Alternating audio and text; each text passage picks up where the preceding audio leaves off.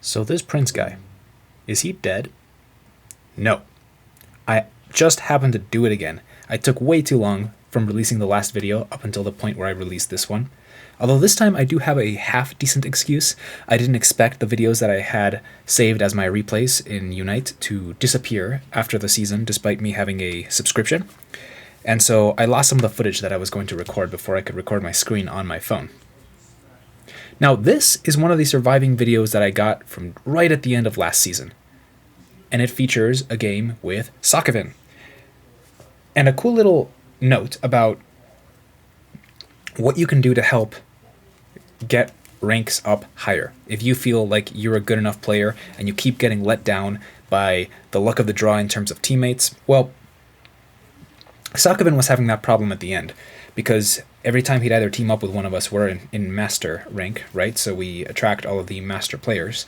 And when he plays without us, well, you kind of cannot depend on having 4 solid teammates that are going to be of better quality than your opponents. So that's one of the things we've been struggling with every time one of us is the last to get to master rank. And one of the solutions that we found is just playing solo carry Pokemon. Now for Sp.Atk, the Pokemon he plays well and got him to master rank at the end of the season were Azumarill and Dragonite. I remember that in this game the Scizor calls the jungle early, so we both go head to the top path. And this is one of those rare instances where someone is actually playing a defender, which allows me to take the role of the top lane support. It's not something that I've done too much in this channel, and when I do, it's usually with Lakshmi's Sylveon at the top lane.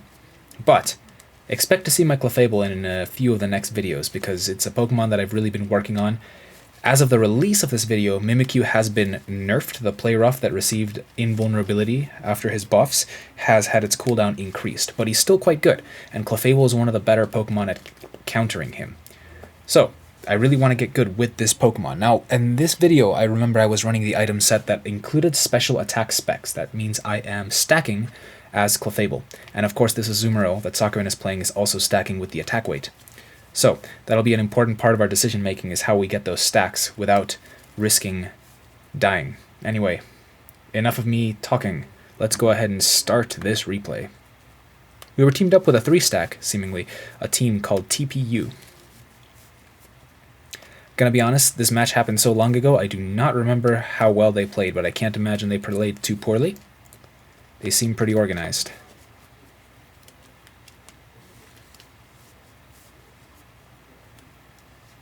Now, one thing that I've stopped doing recently is using my disarming voice against those 2 Bunnelbees. Regardless of how satisfying it may be, disarming voice's cooldown is really, really long. So here I turn on my XP to get a stack.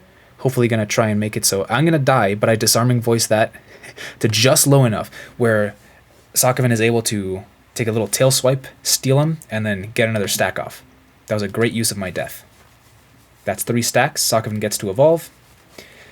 We're battling against a Comfey sword, which could be pretty tricky. Oh, by the way, Whirlpool is not part of Sp.Atk typical moveset on Azumarill. He is on Scope Lens and Drain Crown, which synergize much better with Aqua Tail. But as he was trying to press his X speed to get away, I remember this happened twice in a row, he accidentally pressed over the spot where his moves came up as he was evolving, and it happened to be Whirlpool in that spot. Here I try and help the Scizor, who dashes out of my heals for a little bit. We get a kill on the enemy jungler. See, I thought I was okay to go back and secure that, but I thought that was one of the top laners that had gone down. Little did I know that was just the jungler, and the top laner with Comfey is still alive there. So here I had a couple of options. I could have fought him over the birds, an opponent who is higher level than me and with a supporter attached to him, or I could go back to my goal and wait for help to come back. I decided, no, I'm just going to let him have all of the birds because I cannot fight him. I'm just going to die, and I'm going to pick up all of this energy and try and get my stacks in, because I know that there are many possibilities where stacking will become much more difficult to pull off later, and this makes it so that I'm all set for the late game, and all I have to worry about is getting my levels. So I remember after all of this, I am fully stacked at 6. The sword is likely going to kill me after it had scored a bunch. Pulls off. Well, it's not an easy fight for him. It's a carry plus supporter against a carry plus supporter, but he is closer to his goal, so we're going to retreat. I actually don't get punished in terms of dying for that. I get punished in terms of letting the opponent get a bunch of XP and all of the birds. So here I realize that it's almost the 8-minute mark. I want to go help secure those lane birds, but a Dastardly Sword is back on them. And so here I'm definitely going to die. However, Sokovin's getting more scores at the top there, which is cool, because he is also stacking. Now down here, we just got that Sobble evolved. We're looking okay. It looks like the Scizor gank down here, and he's doing alright for his team. That is a slippery Mew player.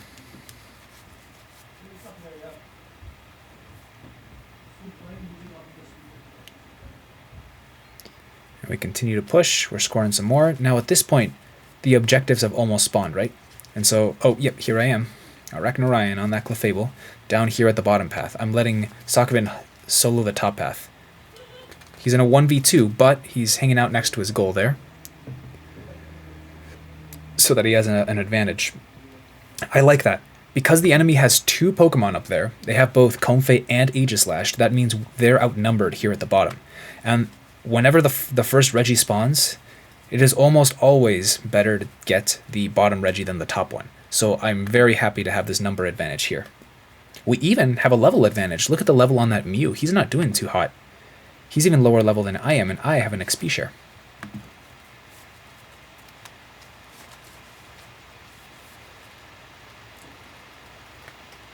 Oh, the Aegislash came down and actually ripped us apart a little bit. The Dragonite is very, very powerful when it hits its level 9. Now, they have 2 carries at level 9 and a Comfey. So they're actually very strong. They win the bottom fight, especially after the Aegislash rotated. Now, I go top instead because I said, well, they got us there. We're just going to go back and either not show up in time for the Reggie or show up in time, but we're going to die again. So I decided to come up here. I was zoning while Sokoven ripped the objective because Azumarill has very fast rip against objectives. We're going to break the top goal. It wasn't the highest value. Couldn't have been the greatest overscore there. But you know what? You got to take small wins. That goal is at 6. It's a great place for the opponents to have our goal at, because they could just not break that and not give us catch-up XP, but it's already taken a bunch of damage. And if it's still alive by the time the 2-minute mark happens, you could score up to 100 points in that goal and overscore it by a good 94. So I don't love seeing that. Now we're rotating back up here as a whole group. It looks like we're going to go for a push on their goal. Check that out. I noticed that they were all rotating up here, and I said, might as well follow. Looks like we're engaging with a Slowbro down here. We're engaging with the Aegislash here. Don't remember how this push went. Ooh. Oh man, that Dragonite was about to die. Man, those stuns. They do a lot of work on Outrage Dragonite. So they actually fend us off. I remember not feeling too great about that, because moments like that make you stop and think, geez, if the 5 of us couldn't accomplish a goal, then what are we going to do when there aren't 5 of us, right? Look at how badly we're getting punished here. They rode all the way up to our goal, overscored it by a good 15. I couldn't do anything to defend that. It looks like our other allies had already given it up.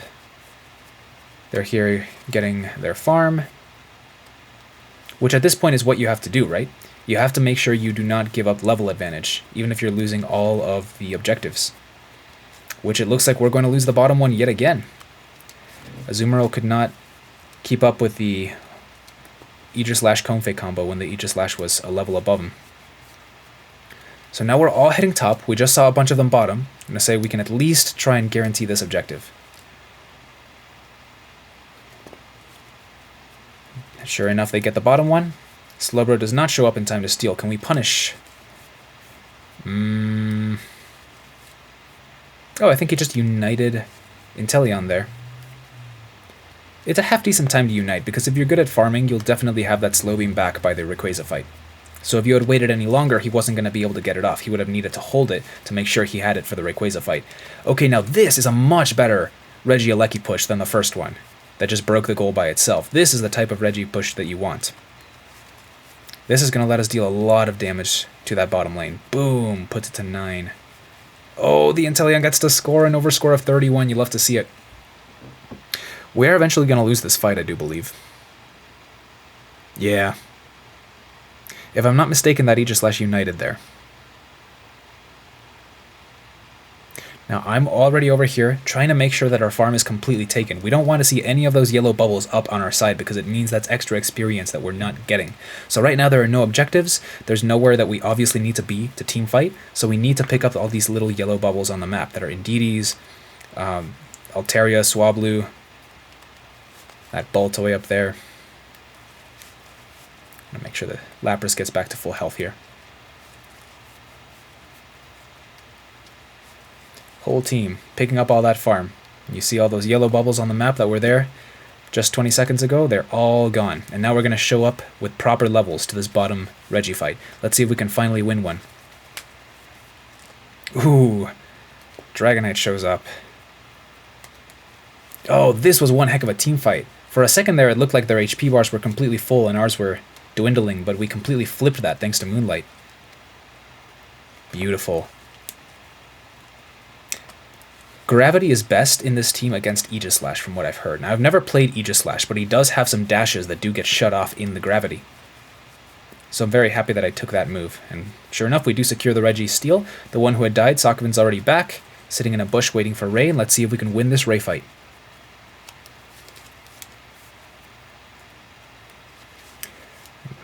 Remember, the Slowbro attracts some of our attention. We say, okay, if you're going to fight isolated, we might as well take you out because you're going to be a thorn otherwise. Now here, we get a little bit split up. Most of the fight is happening to the left, but I noticed the Aegislash try to dive to the right here. And Inteleon is here. Yeah, this is not a fight the Aegislash wins, even with a Comfey. Azumarill wants you in the 1v1. Double Unite there, does not matter. There's 3 of us on him. Easily taken down. And the Lapras and Scizor were out there controlling the distance. They forced the opponents to retreat. That Dragonite and Slowbro are nowhere close to the Ray. So we're using the Great Rip on Azumarill to take down the Rayquaza, and we get the surrender. Here are the statistics. Not too impressive, but again, the opponents were very competent, so our kill numbers aren't going to look huge. But it's just a good representation of what you can do on a carry Pokemon. If we were on a different Pokemon, like one of Sokovin's mains, like Pikachu or Leafeon, we wouldn't have been able to have such great rip on the Ray. We wouldn't have been able to make that split decision of, oh, the enemy's getting pushed back to their goals, then we're going to take this down this objective as fast as possible. A really powerful hitter like Azumarill or Dragonite let you do that so much easier. And that was the secret to getting all of us to Master Rank last season. The big tip here is play carry Pokemon, and especially if you have a good supporter on you, man, even a team as strong as our opponents were this game often can't stop you. Anyway, thanks for watching this short one, guys. I'll be back with another Clefable video pretty soon. I will catch you next time. Toodles.